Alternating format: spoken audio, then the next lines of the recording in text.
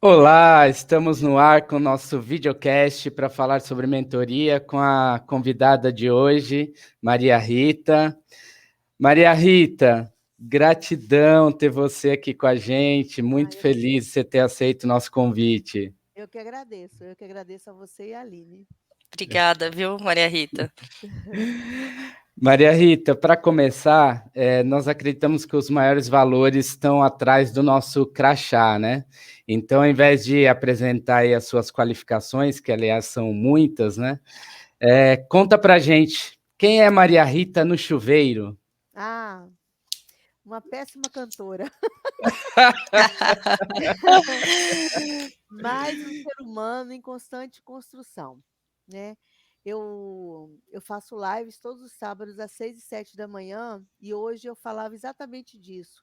Como eu gosto de perceber os meus erros, de assumi-los e de consertá-los, né? E consertar significa me retratar com quem eu errei e aprender com o meu erro, né? De formação, eu graduei em psicologia, me especializei em clínica e depois na psicologia organizacional, onde eu atuei por muito tempo, 3 décadas. E há 2 anos atrás, em 2018, eu retomei com um projeto que era cooperar para a formação profissional de recém-saídos da faculdade de psicologia. Abri uma clínica com o codinome Ninho de Psicólogos, com a perspectiva de que eles ficassem 1 ano e voassem, né? E aí, semana retrasada, a minha filha, que é a gestora do espaço, vira para mim e fala assim: Mas as pessoas não estão saindo, elas só estão chegando. Eu falei: Ih, então deu errado, então não é ninho, né? Sou mãe da Paula, hoje com 25 anos, preparando o voo solo dela. Sou esposa do Beni Regis, né? E tenho 2 pets, o gato Yoda, Ludovico e Rock Van. Conheci a MGM do Cláudio Brito. O Cláudio Brito já era uma pessoa conhecida, porque ele atuava com o Empretec. E a Liana Figueiredo, que é minha vizinha aqui do Espírito Santo, iria na tripla certificação na Inglaterra, mas por uma questão de doença na família, precisei declinar. E tô assim, me organizando para poder ir para a tripla em Portugal. Vamos ver se vai dar certo, né? E assim, essa é a Maria Rita. Amo praia não, perdão. Amo o mar, amo nadar, pedalar, caminhar, embora o meu joelho não ajude muito, né? Vou fazer 58 anos dia 5 de setembro. Então, para quem gosta de astrologia, eu sou de Virgem, ascendente Leão, Lua em Áries.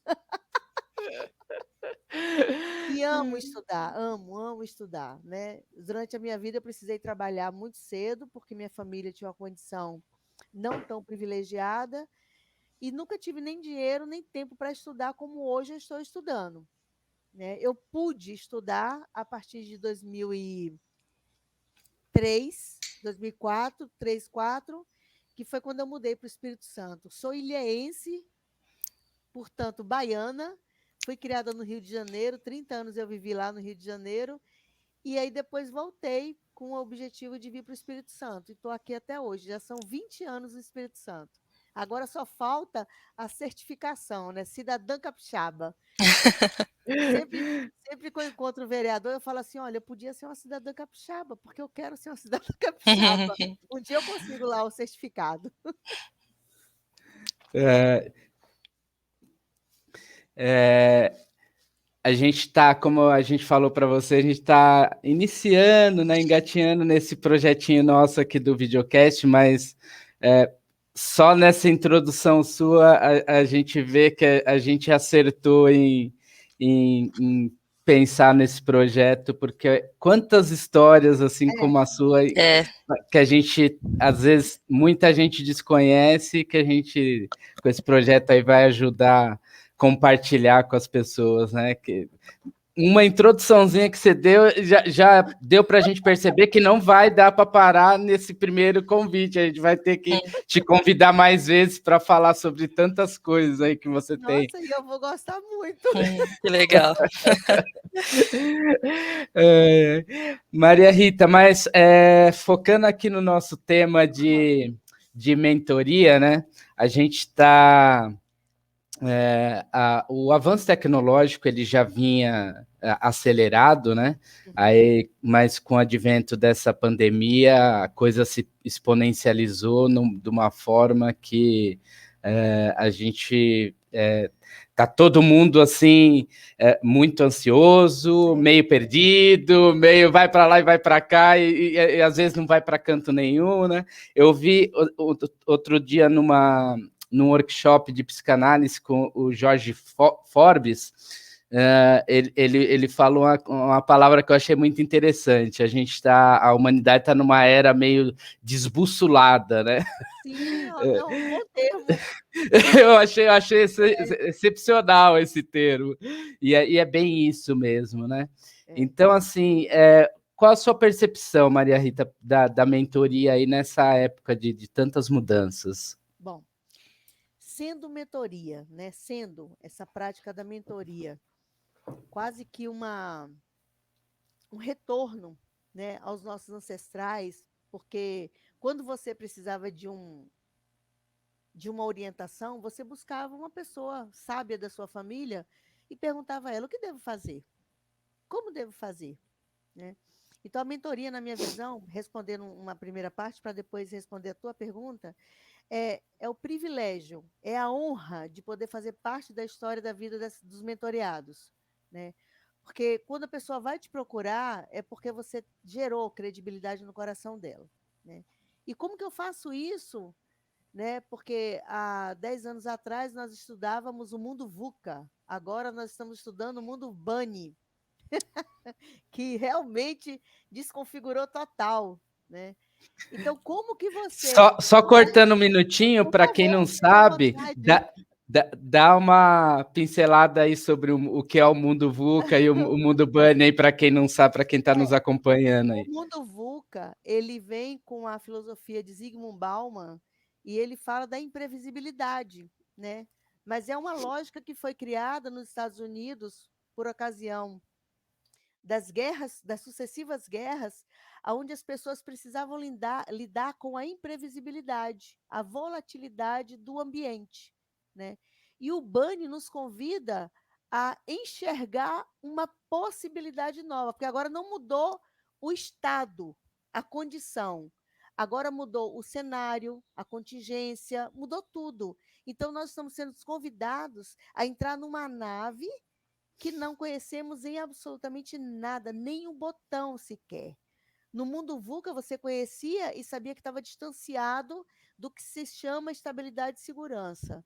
Hoje nós já temos a certeza que isso não vai retornar. Não existe segurança, não existe estabilidade, os caminhos estão encurtados, mas, no entanto, estão distanciados. A pessoa está mais distante do que há 20 anos atrás, né? Então, só essa configuração. E como que o mentor ele se afilia, né? Como que ele gera credibilidade, como que ele produz um espaço entre ele e o mentoreado para poderem se organizar. Primeira coisa que, na minha visão, é essencial, é o mentor ter tranquilidade, ter sabedoria e paz para lidar com o inesperado. Nós sabemos que somos seres humanos e que pensamos e que podemos produzir uma realidade, seja virtual ou não, concreta. Mas como fazer isso? Então, e aí eu vou com o jargão bem antigo, tá? Porque eu sou antiga. Então, é preciso estudar cada vez mais. O mentor, para se manter nesse espaço, nessa contingência, ele precisa estudar.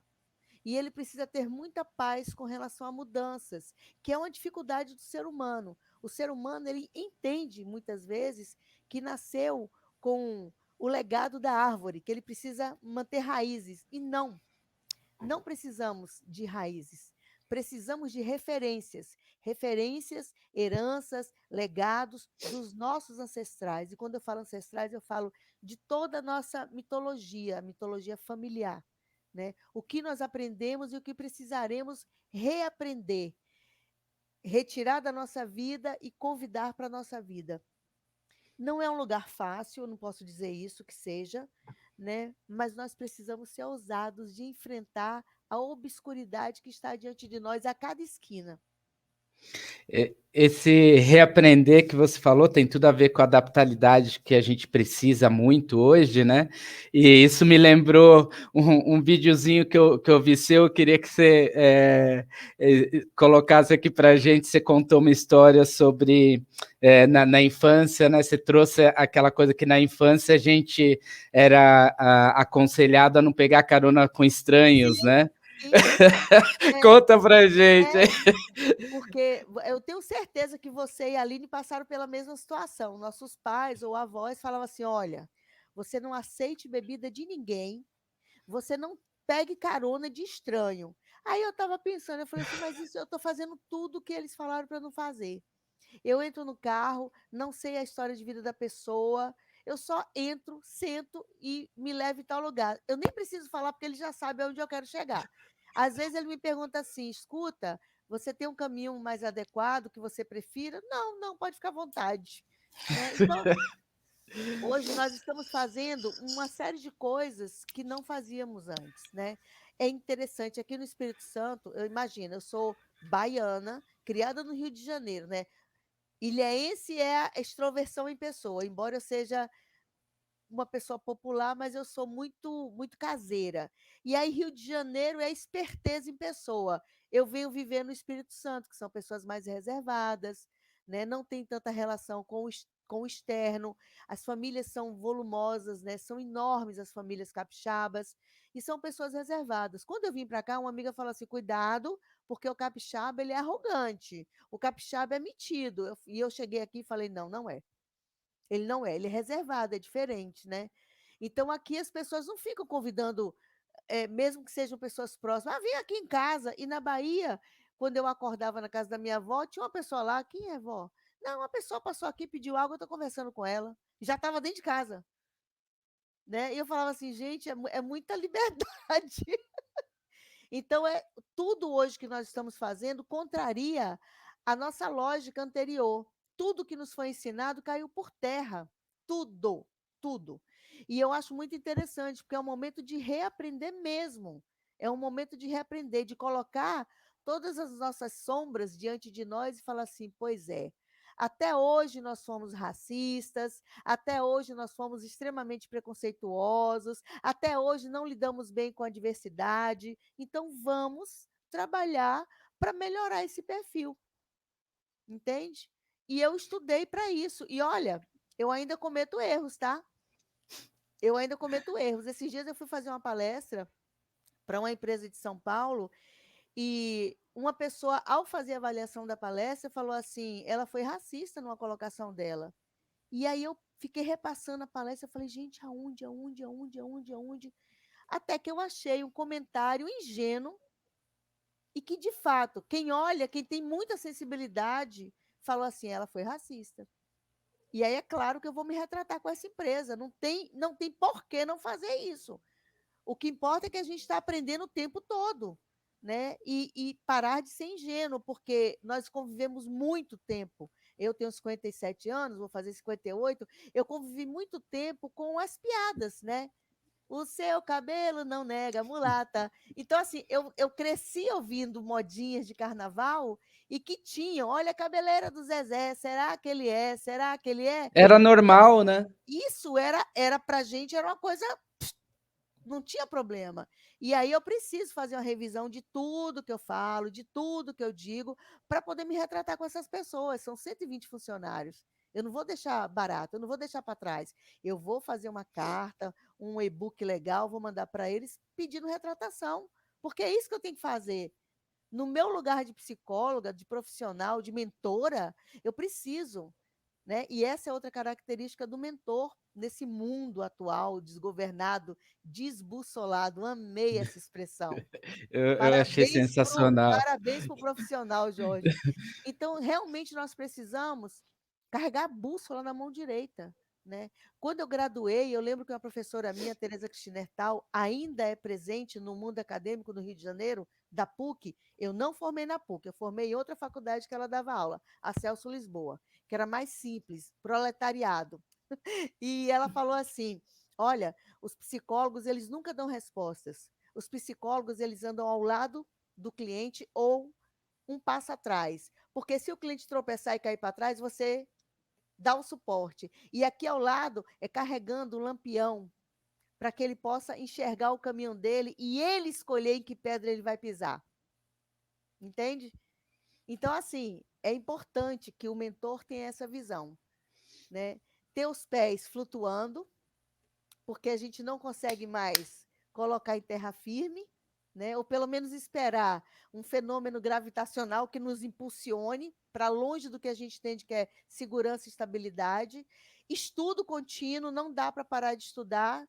E humildade para poder entender que, como as nossas crianças nos ensinam, os mentoreados também podem nos ensinar muito. Então, estamos num lugar de honra, de sapiência, de sabedoria, de responsabilidade por conduzir uma vida. Então, é muito séria a nossa função, é muito séria, de muita responsabilidade. Com certeza, nunca tivemos tanto literalmente na gravidade zero, né? Numa era tão necessariamente exploratória, né? A gente precisa estar disponível para explorar, né? Você falou do erro, eu gosto muito da forma com que o Leandro Carnal fala que nós não somos seres perfeitos, né? Somos seres perfectíveis, estamos sempre em evolução. Então, não é porque antes a gente não via problema, né, nessas coisas como você trouxe aí da questão do racismo, né? Não é porque antes era normal que a gente não pode reaprender e entender que sim, é um problema e que a gente pode ir se melhorando, mas também ter essa leveza que você falou. Ok, eu errei, vamos, né? É importante ter, sim, enxergar a percepção do que aquilo pode causar para o outro, mas também saber que nós somos passíveis de erro e aí sim é onde a gente tem a capacidade de se retratar, se melhorar, se desenvolver, né? E aí vem aquilo que você falou, né? De estar aprendendo sempre, se desenvolvendo sempre, né? Porque se eu não tiver essa conduta, eu estou sendo incoerente com tudo que eu prego, com tudo que eu acredito. Né? Eu sou professora universitária, eu atuo como professora universitária por gostar de influenciar também a formação dos futuros colegas psicólogos, e já são 13 anos fazendo isso, e muitos deles hoje trabalham comigo na clínica, né, na Clínica Design Gente, e é fantástico como eu vejo o milagre acontecer a cada dia naquela clínica, né, de pessoas que chegam e vão modificando sua atitude, sua forma de falar, sua expressão, a interação com o cliente, e eles estão indo muito bem, que maravilha.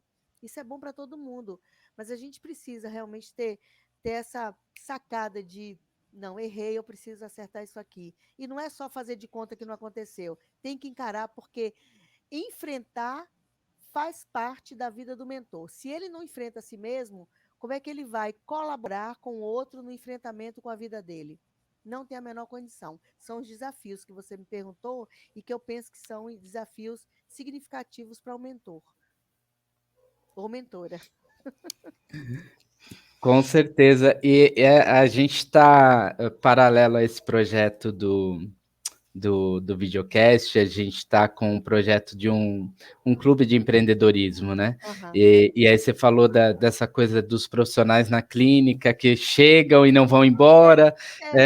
Essa coisa de formação de comunidade nunca foi tão importante, né? A gente entender que a gente é interdependente e que a gente, para crescer e para desenvolver, a gente precisa de estar com o outro ao lado, né? Tá indo junto, né? Não mais ser melhor que os outros, e sim ser melhor com os outros, né? Ser melhor com as pessoas. O nunca foi tão importante para a gente como a gente vê que é hoje, né? E essa pandemia, acho que colocou muita luz nessa importância, né? Mostrou muito para a gente o quanto a gente realmente, quanto somos seres interdependentes, né? É verdade. E a história nos mostra isso, né?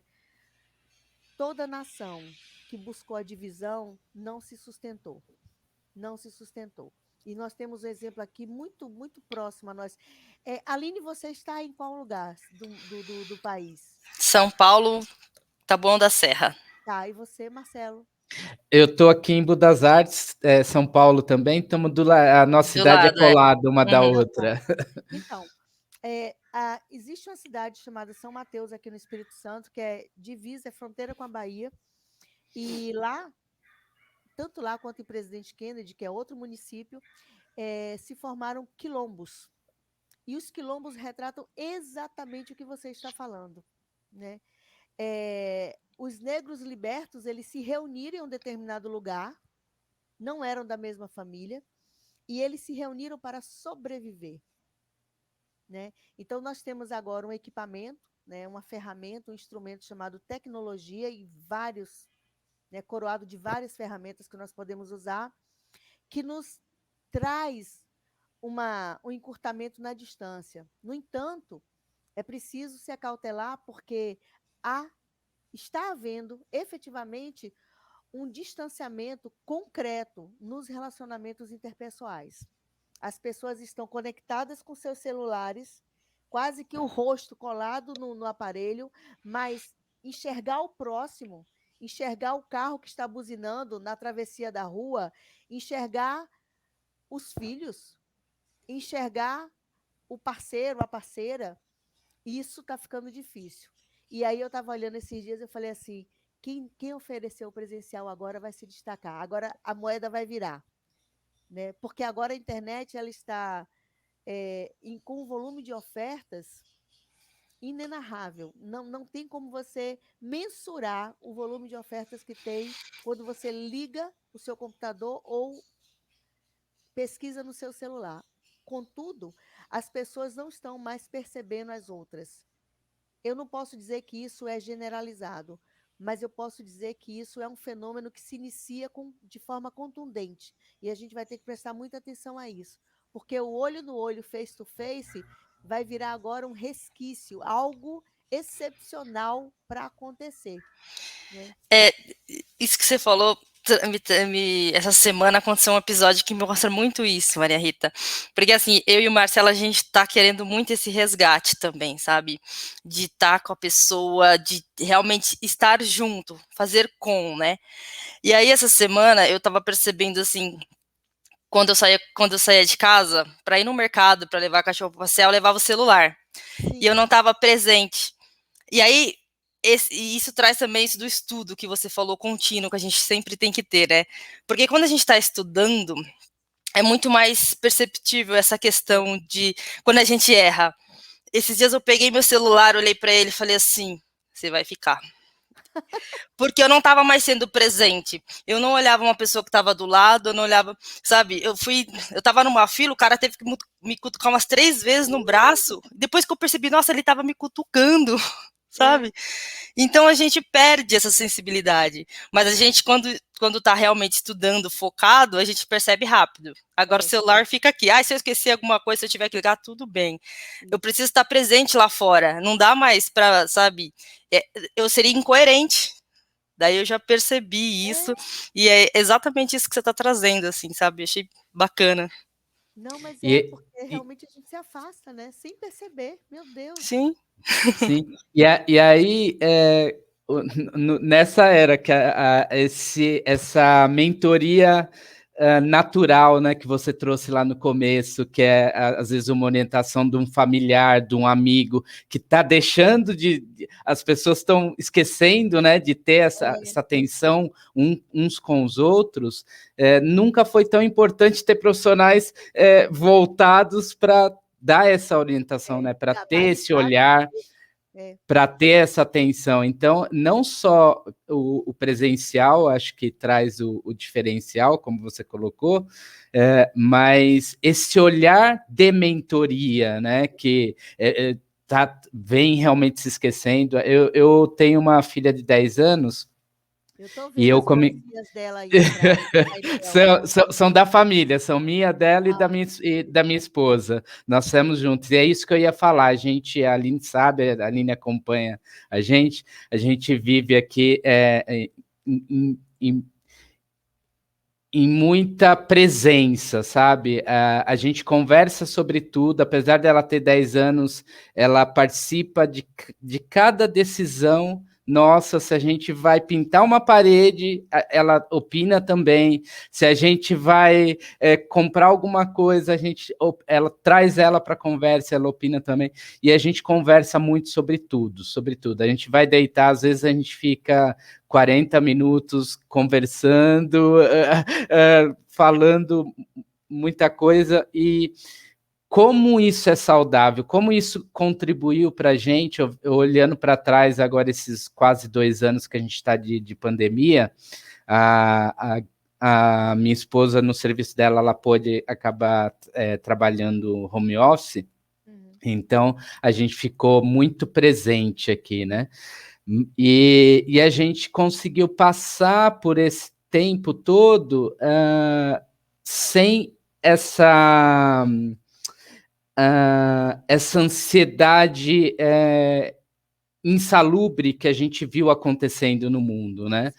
Com muitas crianças, infelizmente, com muitas famílias que não tinham estrutura, a gente se estruturou nessa base de presença um com o outro. E como isso ajuda, né? E aí, voltando para o lado do profissional de mentoria, acho que nunca foi tão importante para as pessoas profissionais, né? De psicologia, de mentoria, realmente que estão dispostos ali a parar para te perceber, para te ouvir, para te orientar, né? Para trazer esse lampião do lado, né? Como você trouxe. Respeitar, sem julgar, né? Porque, assim, o que a gente enxerga hoje? 2 coisas que eu quero falar da sua colocação. Desculpa. Uma, o que você e sua esposa fazem com a sua filha é essencial, porque vocês estão enxergando essa criança, enxergando esse ser humano.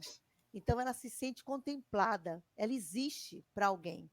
E ela existe a partir de um olhar de valor que os pais estão dispensando na direção dela. E além desse olhar de valor, que é muito importante para a construção da autoestima, vocês a escutam e vocês respondem. Então, além dela ser vista, ela é ouvida e ela tem voz. Portanto, vai ser muito difícil essa sua filha não ser uma pessoa assertiva, decidida, segura, que se gerencia e não precisa da migalha do olhar do outro para se sentir importante. E o pai é essencial, perdão.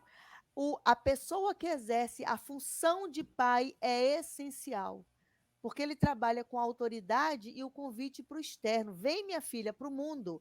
E a mãe fala, vem, minha filha, para o mundo interno. Então, ambas as funções são essenciais. Então, parabéns pela sua condução e da sua esposa na vida da sua filha, né? A outra coisa que eu quero falar, eu acho que eu esqueci. Gostei. Mas eu vou lembrar, depois eu falo. Essa vai para os recortes de memes que a gente quer fazer nos videocasts. Gostei.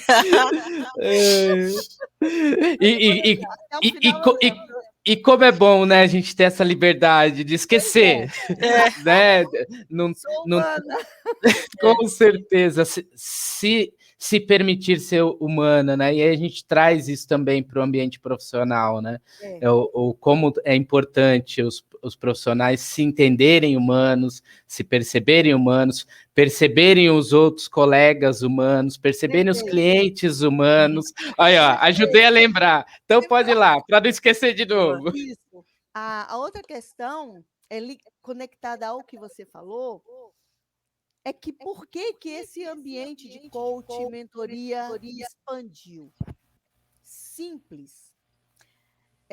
Porque muitos adultos hoje, né, eu digo aí a partir da década de 80, os nascidos a partir da década de 80, não tiveram a possibilidade de serem requeridos no fortalecimento da musculatura emocional.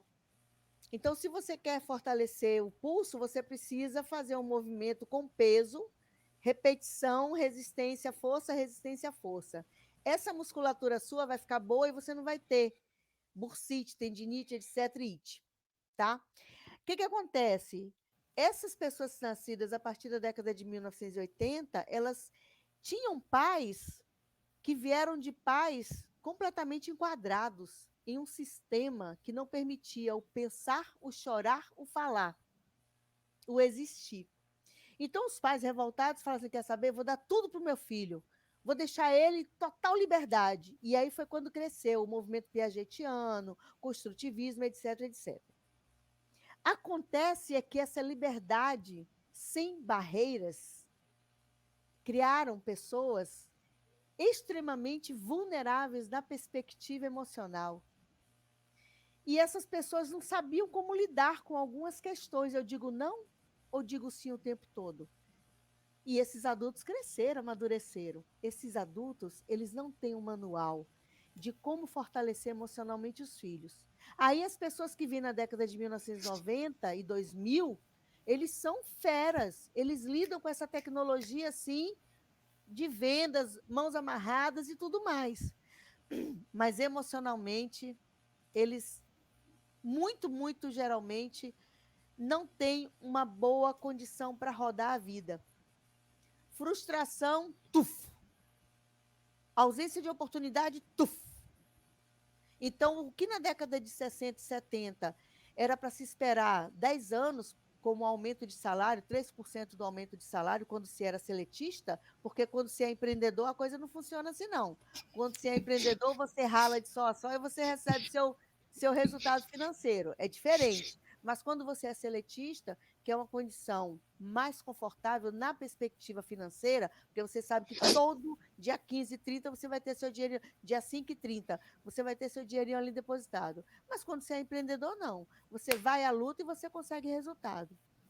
Então, essa condição emocional dos pais não proporciona aos filhos a boa lida com a frustração, com as negativas, com as limitações, né? Então, hoje você vê um jovem de 25 anos, ele entra na empresa, ele quer ser diretor daqui a um mês.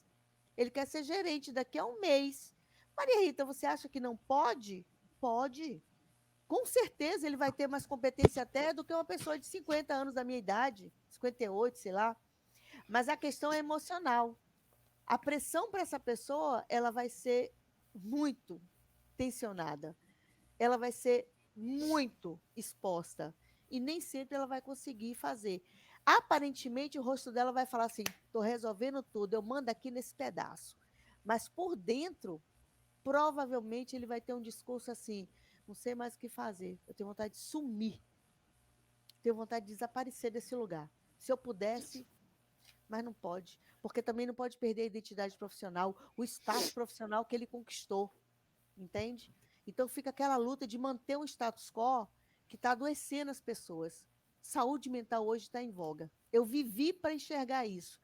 Eu profetizava lá, né? Imagina, não sou profeta não, mas eu pensava lá atrás que eu falava assim: o ser humano não vai suportar com tanta pressão, tanta tensão, tanto tem que ir. Ah, Aline, você tem que ir. Marcelo, você tem que ir.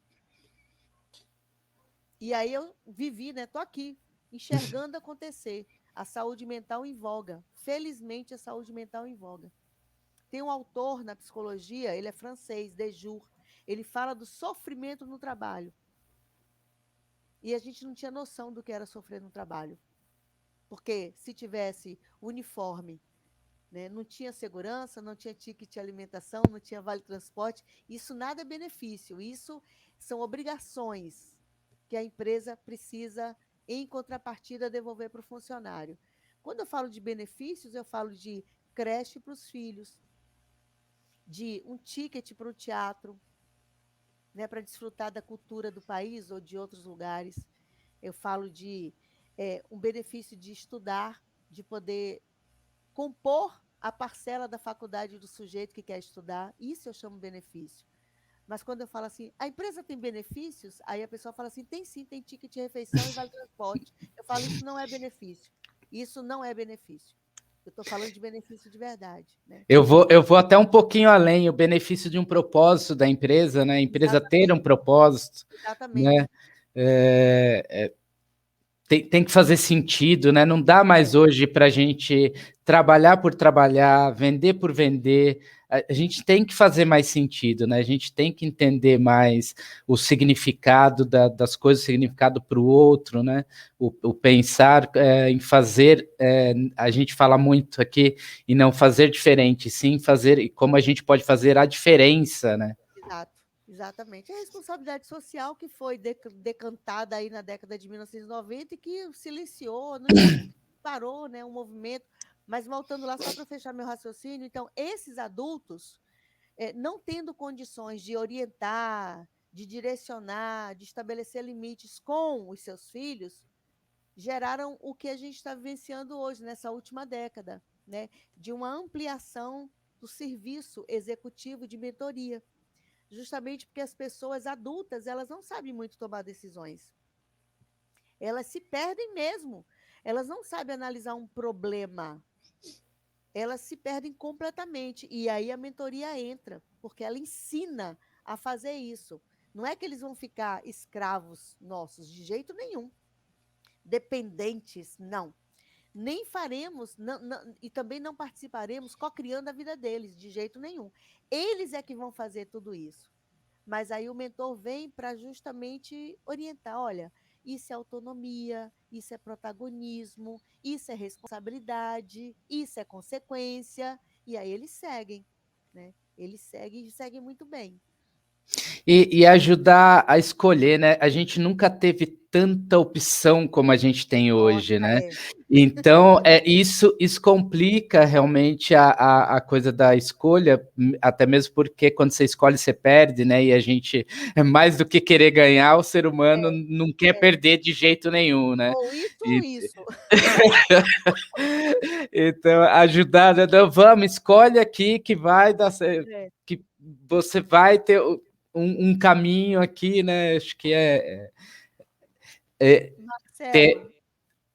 eu não sei, Aline, eu não sei qual foi a primeira experiência de vocês para confusão mental ao escolher, mas a minha primeira experiência foi quando o self-service chegou aqui no Brasil. Esses lugares, restaurantes que ofereciam aquela bancada enorme de alimentos, né? Sensacional! Eu estava no Rio de Janeiro, eu trabalhava na Amil Assistência Médica, e aí foi o dia do pagamento e um colega falou assim, vamos almoçar no self-service? Eu falei, o que é isso? Aí ele falou assim, é um restaurante que tem muita comida. Aí eu falei, vamos. Aí eu entrei no restaurante, logo depois da Avenida Rio Branco, na Rua São José, e aí eu entrei no self-service. Eu peguei o prato e fiquei assim olhando para aquelas bandejas todas, e eu falava assim, mas eu não sei o que eu quero comer tudo. Vai colocando um pouquinho de cada coisa no prato. Eu quero comer tudo. Eu nunca tive problema com loja de roupa nem sapato, né? Então são 2 lugares que eu fico confusa: livraria e self-service. Porque eu fico assim, livraria porque eu quero levar algumas coisas que eu gosto, muitos, né? Vocês têm aí na Avenida Paulista uma livraria que eu acho fantástica. Eu Livraria entro, Cultura. sento e durmo. Eu vou ler, começo a ler o livro na minha cara, eu durmo ali, eu passo o dia inteiro ali. E self-service também, eu fico assim na dúvida, o que é que eu vou fazer agora? Tanta comida, eu quero comer isso, quero comer aquilo. Mas aí isso me trouxe um conflito imenso, né? Mas na vida é difícil. E agora realmente, Marcelo está totalmente certo. Tem muitas ofertas. O que eu vou? Para qual caminho eu vou? Como eu vou? E aí o mentor entra nessa cena para poder colaborar. Ajudar a deixar o prato um pouquinho mais enxuto, né? Exatamente. Verdura e legume, um de cada cor, pouco carboidrato.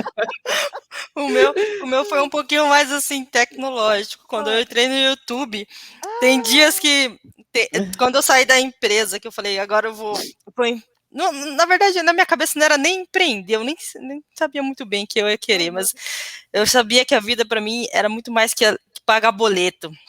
Precisava de algo que me desse sabe, fizesse sentido realmente.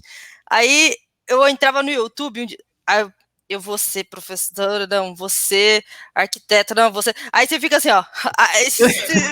Num dia só eu tinha 10 profissões, e aí eu assisti uma palestra de um.